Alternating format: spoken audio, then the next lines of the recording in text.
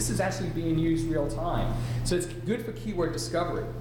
And then I also like to check keyword density of articles. So I actually like to go in and look at, okay, this person's written about our industry or our product line or one of our competitors, and I do a full keyword density analysis of that review to see, okay, what other key terms are they mentioning? Is there anything that surfaces up? And then do that across multiple sites.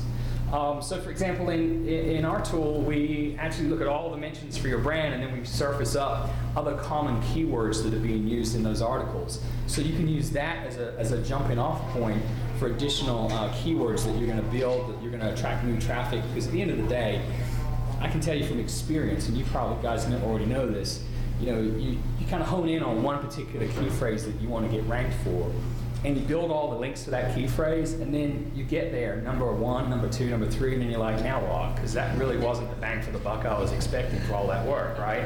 So looking for other key phrases so that you can spread out your linking pattern. After all, we don't want it to look artificial anyway, because we don't want Google even kind of thinking that we may be kind of manipulating our backlinks. So using keyword discovery and density analysis to look at what other phrases should we be building links for. Identifying influences. So, try to find who is influential for your industry. You're monitoring your keywords, you're monitoring industry words. Who's talking about you? How influential are they? Do they have a lot of backlinks themselves? Do they rank well? One of the things I like to do when someone's talking about industry keywords is I like to take that industry keyword and type it into Google and see if they have any, see if they're ranking at all in the first 20 results. Because if a news site has written something about a key phrase that I'm interested in, and they rank in the top 10 for that key phrase, I really want to get a link for them. Because they are in that same hub, that same community that I'm trying to be in. And if I get a link from them with that anchor text, I'm going to rank pretty well because Google already thinks they're an authority site. Add these people specifically to your PR outreach. So don't necessarily think about, oh, I'm just going to send them the crappy anonymous email asking for a link, but actually start building a list of, hey, here's who we're going to send our news announcements to. We're not going to just do a PR web blast to try and get our news out there and try and get links, because honestly, that's just not going to work. If that's your approach for getting media coverage, is to send a press release, then I can tell you now just to save you money. But creating a list where you've got these influential bloggers and journalists, Twitter users that are always talking about industry terms, are likely to talk about you, have talked about you in the past. Those are the kind of people that you're going to reach out to. With special offers, exclusives. So I've nurtured relationships before for a particular blogger. Actually, I won't name names, but there was a particular blogger that was ranking really well for a key phrase that I wanted to get ranked for. When we had a new product announcement, even though they were not a top tier news site or blog site in most people's eyes, they were ranking in the top 5 for the key phrase that related to the product we just launched. I reached out to them specifically to offer them the exclusive, and it worked. We got coverage from them. So now the site that's already ranking top 5 for the key phrase that I'm trying to get links for wrote about us and gave us a link. So look to offer them an exclusive or some kind of coupon or something they can give away. Coupons are great if you have it set up. People, bloggers in particular, love to give back. Love to show their readers that they are of value to their readers. So you give them a special coupon that's like 10% off or something like that. That's really valuable. Then they can track it by the coupon. It doesn't have to go through some kind of skewy 301 redirected affiliate link, right? And you lose that kind of link juice. Now you can kind of actually get the direct link, because the blogger is going to link to you. He doesn't care. He's not worried about losing the sale, because they're going to use that specific coupon that you set up that ties back to him, that he knows he's going to get 10% commission on or something like that. Look to see whether these influential sites sell ads, because you may be able to get a link off of that, right? There are many sites out there that sell banner ads, but really they sell links. They don't put a no follow on these ads. They don't run it through some kind of affiliate redirect. So yeah, it's an image ad, but you're still going to get some link benefit out of that. Just ask them to use a specific alt tag in the image. It's not as good as getting an actual anchor text, but if you're going to get value from the ad itself, That's great, but now you got the added benefit of also getting the link from it.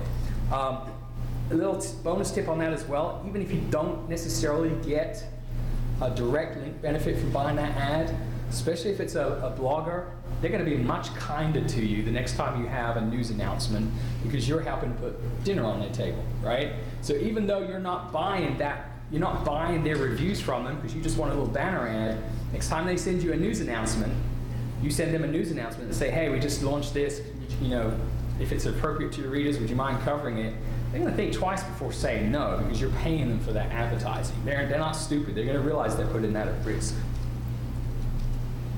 Other things to look at is industry news. So monitoring the latest news. Hot trends related to your company. So what's going on in the kind of industry, not necessarily your business, but your competitors are releasing new products. All of a sudden, the industry's pivoting, and they're no longer talking about a particular key phrase. They're talking about something else.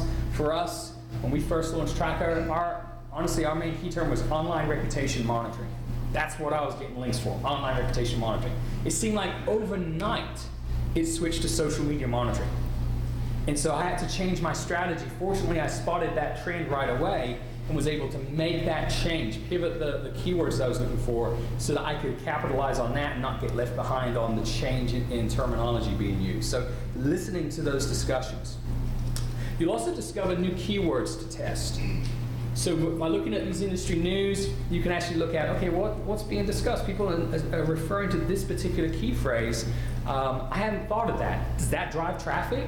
Before I start putting my efforts into link building, does that drive any kind of traffic? Is it worth it? So you can do other keyword research to see whether it supports it, whether you think you're going to get conversions. You could run some PPC ads to see what kind of click-through rate you get, what kind of conversion you get with these newly discovered keywords. And once you feel confident that, yeah, this is something that really could help us, then you can apply that to your SEO and apply that to your general link building. You can also look for ideas for content marketing. So content marketing is just basically writing stuff that people want to link to, right? It's a fancy term, but really it's just, it's this whole infamous writing good content thing that drives everybody nuts. Oh, to get links, all you need to do is write good content. Oh, wish someone told me that at first. That sounds so simple. All right? Nobody goes on the internet and says, you know what, today I'm going to write something really crappy. All right? We all want to write great content. It's not that easy, right? So, but you can look for industry news. What's hot right now? What are people talking about? The latest technologies, the latest features, and position your content to write about that. Get on top of this stuff. And also discover new sites. So you don't want to just pay attention to the established sites that have a lot of followers, a lot of links. Look for the new sites that have just been launched, new blogs or a new magazine that doesn't have a lot of advertisers, doesn't have a lot of links. Get in there first. See if you can get a link from them before they've got 20 other outbound links to all of your other competitors. Get in there first and see if you can get that link. It may not have as much value now, but later on down the road, they, especially once they start getting more savvy and realize the value of their links, they may forget that they've already given you this one, or that they may grandfather you in and say, well, that link's been up there for a while. New bloggers, they don't really get the whole concept of a blog roll, and so they're kind of a little bit easier to manipulate. It's like, hey, would you mind putting us on your blog roll? We're a great resource for this, right? That lasts about 3 months. And then bloggers start realizing, heck no, I'm not putting you on my blog roll. What's in it for me? All right, so you can kind of, if you find them when they're very young, very naive, you got a better chance of getting there. Some of you are probably tweeting, wow, Andy Beal's sharing some really shady stuff in this presentation. I thought he was pure white. All right, competition.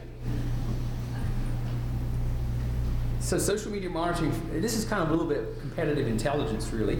So where are they getting mentioned? Right? Keep an eye on your competition. You should be tracking media mentions of all of your competitors. Where do they get picked up? Is there an opportunity for you to kind of get similar coverage from that blogger or that news site? Is it a Twitter user that kind of talks about a particular competitor and try and reach out to them? I did that with Chris Brogan. There's nothing real black hat here, but he would talk a lot about our competitors, and so I had a little bit of a dialogue with him already, so I struck up a conversation with him, told him a little bit about Tracker, got on his radar so that he's kind of talking about us alongside the competition. And it's worked. It's not, by just having that conversation, not for pushing anything down his throat, no kind of ulterior motive. He's mentioned us a couple times, given us shout outs at conferences. So kind of looking at that can really help to kind of get yourself mentioned as well. What keywords are they using? So you're going to monitor your competitor's name and then look to see, are they getting any really good anchor text that we've not thought of? Or are they getting anchor text that we're competing against? Just be aware of who your true competitors are.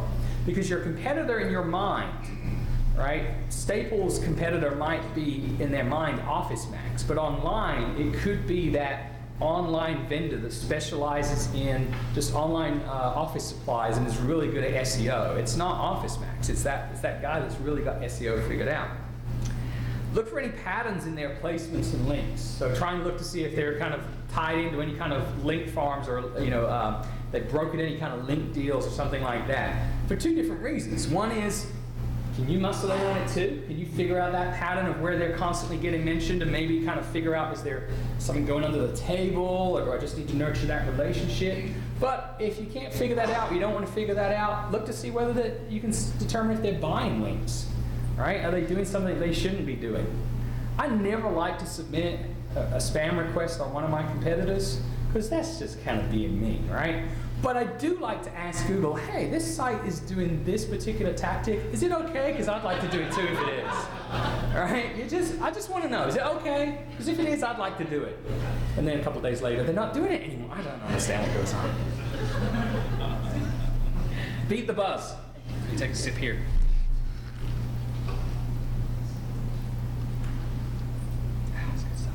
Side note, I'm originally from England. If you're trying to work out my accent, you've not heard me speak before, I'm originally from England, and I now live in the South.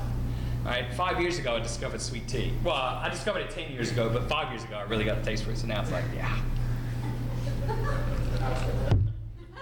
My conversion's almost complete. I'll sometimes say a tally-ho, y'all, which kind of like, that's really where I'm kind of still messed up, but I'm getting converted over to the southern side. All right, beat the buzz. Keep an eye on social bookmarking sites. The stuff that surfaces trends like Reddit, Delicious, Dig. Monitor those for your keywords, for your industry phrases. What's being said, what's hot, right? What's bubbling up, getting onto the front page, and repackage that content with a twist. So you see that, the industry phrase that you're trying to target, Charlotte real estate, let's stick with that. And there's an article that gets onto the top of Dig, and it's like, the 10 quirkiest places to live in Charlotte, and you're like, that's pretty cool, but it's one of my competitors is getting the benefit of the links from that. I'm going to do a similar post. I'm going to do the 15 quirkiest places to live in Charlotte, and I'm going to submit it to Reddit. See if I can get that same kind of buzz that they're getting from that. So by monitoring the buzz, you can kind of get a feel for what people are talking about. What are the topics that they're getting that's getting their attention? Brian talked a little bit earlier today about the headlines. Keep an eye on the headlines. What seems to be getting mentioned? What's getting retweeted? Because those are the kind of headlines